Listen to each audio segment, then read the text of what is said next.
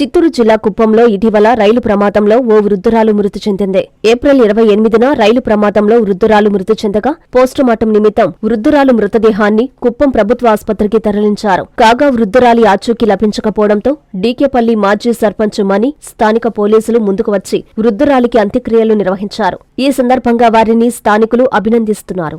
Doctor Krishna Kishore గారి ఆధ్వర్యంలో 33 సంవత్సరాలు విద్యా బోధనలో అనుభవం కలిగిన నిష్ణాతులైన అధ్యాపక బృందంతో ఒత్తిడి లేని విద్యను అందిస్తున్న విద్యా సంస్థ డాక్టర్ కిషోర్స్ రత్నం జూనియర్ కాలేజ్.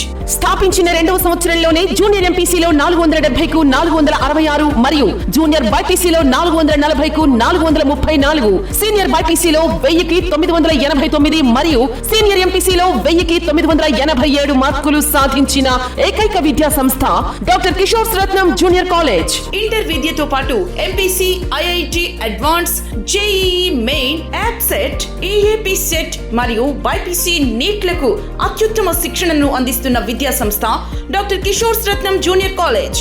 డిమార్ట్ ఎదురుగా మాగుంట లేఅవుట్, నెల్లూరు. అడ్మిషన్లు జరుగుచున్నవి.